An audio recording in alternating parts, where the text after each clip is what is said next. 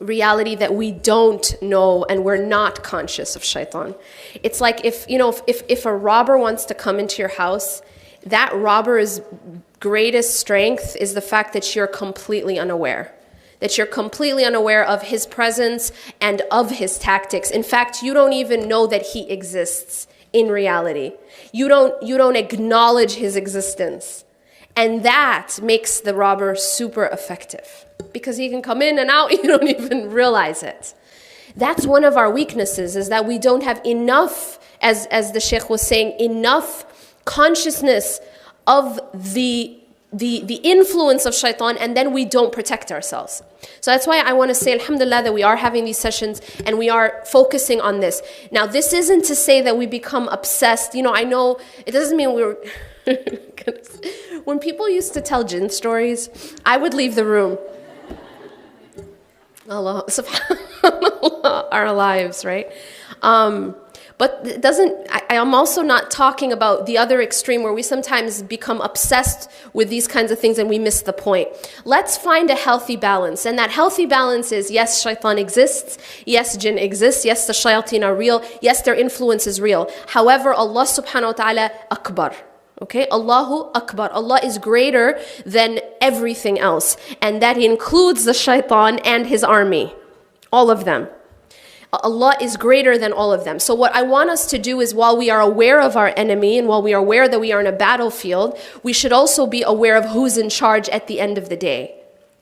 And it is Allah. And part of our test in dealing with shaitan is actually, where do we put our trust? And do we believe that Allah is greater? Who has more control? Who has more power?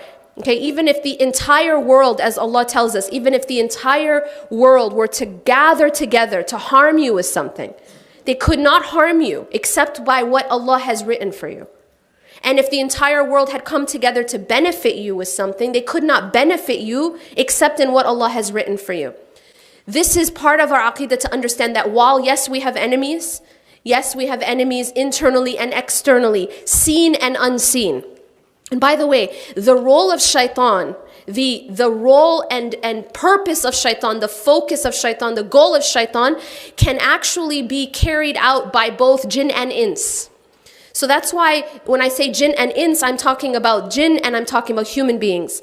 In Surah An-Nas, when we ask for protection by Allah, from Allah subhanahu wa ta'ala, by Allah from the shayateen, and Allah says, we say, min sharri al-waswas al-khannas. We ask for protection from al-waswas, the one who whispers and then retreats, right? That's all you can do, is put the idea in your head and then, hides in the corner and makes you think it was your idea. Makes you think that it's actually you who thinks that. But he is whispering, and that's why he whispers and then he retreats. He whispers and then he hides, so that you think it's you. And you start to think there's something wrong with you. But we have to understand that there's an external source of whispering. It's not even you. But he whispers and he retreats. Min al-jinnati wan-nas. So this is from jinn and people. We have to be aware that there are people who actually carry out and help in the mission of shaitan. That's to make us conscious of our company as well. Our company, among the people, among those we can see, also is important. Because the shayateen and the whispering of the shayateen can come from both. That whispering, that mission can be carried out by both humans and jinn.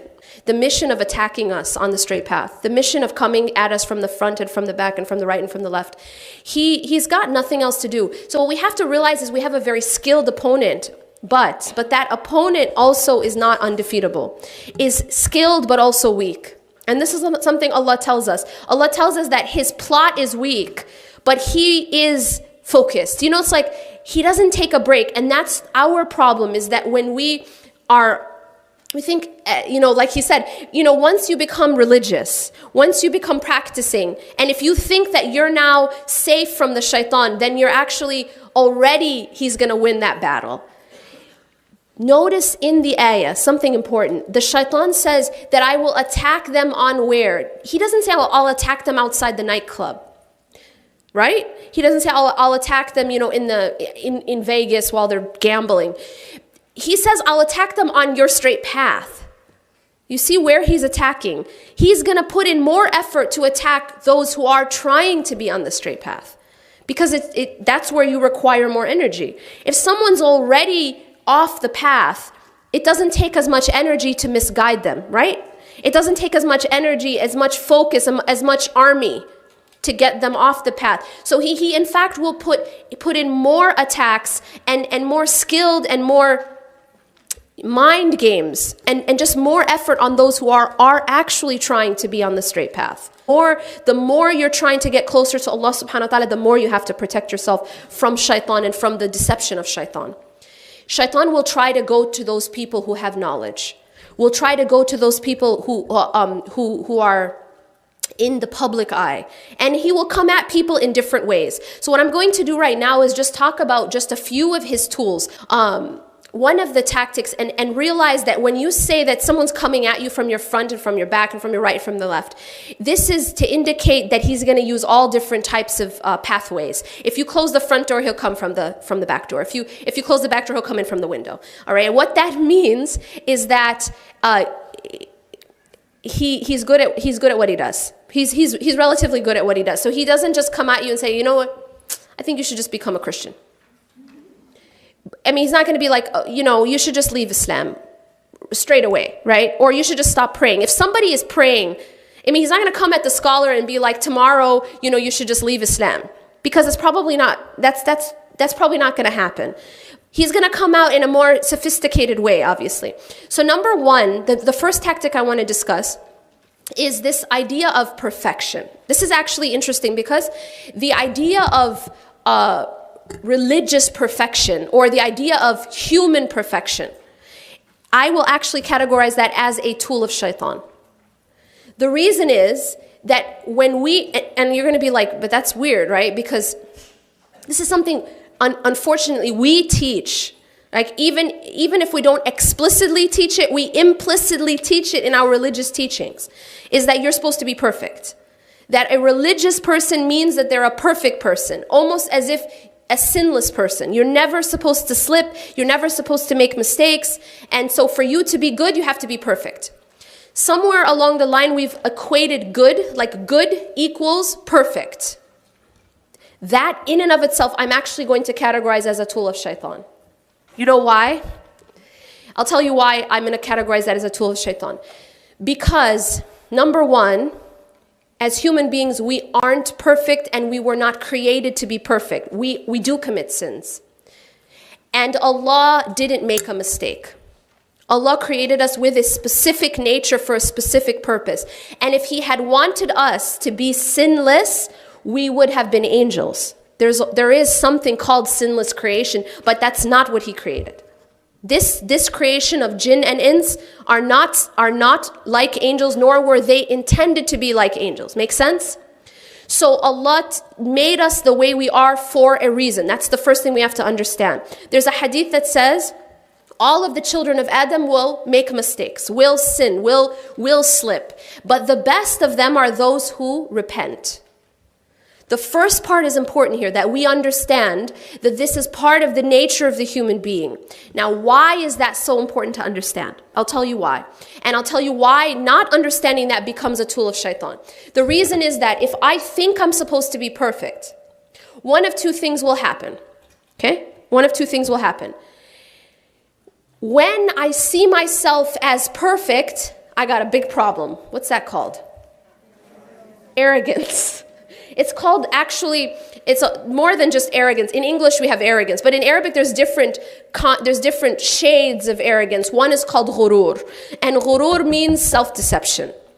It means that I'm measuring myself different than I actually am. Okay, so I think something about myself, but I'm actually deceived. It's like a measuring myself higher than I am. That's ghurur. So if I think I'm perfect, I have a disease of the heart called ghurur, arrogance, or self-deception. You think that you're perfect, or you think that you don't got issues, but everyone else does. Right? So I'm perfect and everyone else needs my help.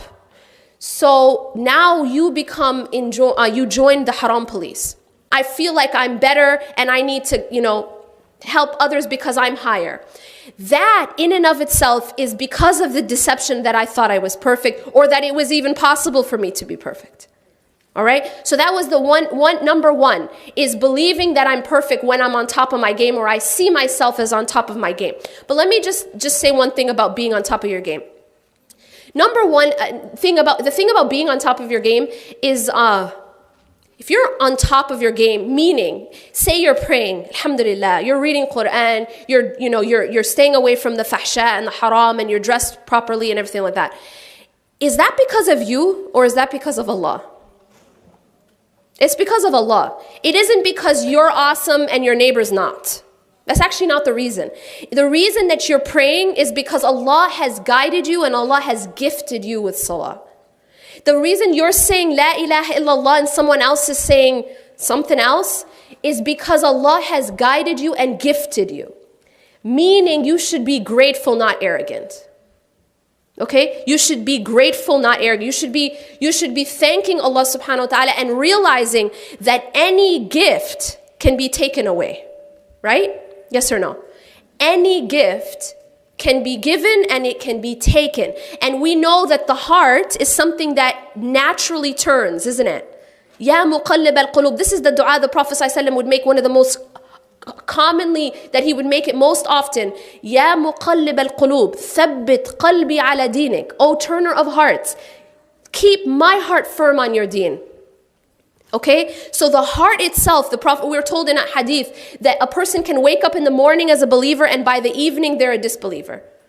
And the other way around. They can be in the morning a disbeliever, by the evening they're a believer. The heart is a scary thing in that it turns by its very nature. Never ever should you feel that what I have is because of me and it can never be taken away. And I'm better than so-and-so because they're not as good as me.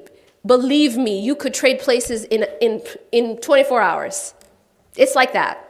Never ever feel arrogant or, proud of yourself, and always be grateful. So now the second problem is, here's the second problem. When I believe that we're supposed to be perfect, I either think I'm perfect when I'm on top of my game. Now let's talk about what happens when I'm not on top of my game. Is it going to happen? Yes, it's going to happen. What happens when I slip? If I thought that I was supposed to be perfect, if I thought that good people must be perfect, then what happens when I do slip? And that leads me to the second tool of Shaytaan. I fall into despair and hopelessness. Despair and hopelessness. Now, despair and hopelessness is a direct consequence of thinking that I was supposed to be perfect. That's why I'm categorizing that as a tool of Shaytaan. Does that make sense? Only if I thought I was supposed to be perfect am I going to become hopeless when I'm not. But if I knew that that wasn't how I was designed, that I am going to mess up, then what happens is when I mess up, what do I say? I say, okay, I'm human, I messed up, and I immediately turn back to Allah and I repent. Shaitan doesn't want you to do that. Shaitan does not want you to do what Adam did. He wants you to do what he did. My point is that we like to find the problem outside of ourselves. We need to change. I need to change inside. And guess what? Then our condition will change. Inna Allah la yughayyiru ma biqawmin hatta yughayyiru ma bi anfusihim. Indeed, Allah doesn't change the condition of a people until they change what's inside themselves. And here's the thing. I'm telling you, there's a way to defeat this. His plot is weak. But one of the things we have to stop doing is telling each other we're supposed to be perfect, teaching each other this, because this actually helps him. And when we mess up, we lose hope. And we say, you know what? Because I messed up, I'm going to give up. I'm going to give up. I'm not good enough. By the way, this is how Shaitan comes to a person when they're down. He will come to you and he will whisper to you all types of whispers of worthlessness. You're worthless. You're not for this path, right? This path is for the perfect people. You might as well take off your hijab. Just love that one. You might as well take off your hijab. And I've heard people saying this about other girls. Really? What do you mean she might as well take off her hijab? What does that even mean? It means, oh, you're not good enough for that hijab. This is absolutely signed off by Shaytaan. Shaytaan wants you to believe that you couldn't be perfect, so you might as well not try. All right? That is not what Allah subhanahu wa ta'ala tells us. He says, قُلْ يَا عِبَادِي الَّذِينَ أَصْرَفُوا عَلَىٰ أَنفُسِهِمْ لَا تَقْنَطُوا مِنْ رَحْمَةِ اللَّهِ. You see, the difference between Shaytaan and what Allah tells us is Shaytaan is teaching you, and this brings me to the third point, is this. His tool is all or nothing. All or nothing, folks. That's what Shaytaan tells you. Allah doesn't say that. That's not Islam. Islam doesn't say all or nothing. Shaytaan does. Anytime you feel all or nothing, you know that's Shaytaan. You know what I'm saying? It means I'm trying. That's what it means. It doesn't mean I'm perfect. Okay? And so the whole idea here is it's one of those things that we're doing for Allah, just like we pray, just like we struggle. But what Shaytaan wants you to believe is that, and when you mess up, you should just give up the whole game because it's all or none. Right? Hey, you made a mistake, so don't pray. Right? Whoa, he comes and he's like, wait a minute, you're going to commit that sin and then go pray? You're such a hypocrite. You two-faced. You're going to do that and then go to the masjid? You're going to show your face? You're going to do that sin. You're so low and you're going to face Allah? No. How can you even face him? Do you understand what's happening here? He's trying to distance you from Allah through despair. Through telling you you're not good enough to go to Allah. There's no such thing as not being good enough to go to Allah. Allah accepts everyone. No matter how sinful you are, no matter how broken you are, Allah accepts you. But Shaytaan wants you to believe that you're unacceptable to Allah. You're unacceptable to go to Allah. There's no such thing, and I'm going to emphasize this again, there's no such thing as not being acceptable to go to Allah. Allah takes anybody, everybody, and His door is open to everyone, no matter how broken, no matter how sinful. Allah subhanahu wa ta'ala says that if your sins were to fill the area between the heavens and the earth, and you were to go to Him and assign no partners to Him, He would give you forgiveness greater than that. Allah subhanahu wa ta'ala loves to forgive. Believe me, it's Shaytaan who makes you believe that you've gone too far to go back. And it's him who makes you believe that when you make a mistake, you should hide from Allah. So what we do is we just try to numb ourselves and avoid Allah like we would avoid a disappointed parent. Okay? That's a tool of Shaytaan. In fact, when you anger Allah, you should run to Him more. فَفِرُّوا إِلَى اللَّهِ. Firru means actually running, rushing, going. It's like you're escaping something to Allah. We rush to the mercy of Allah, but in essence, we're actually running away from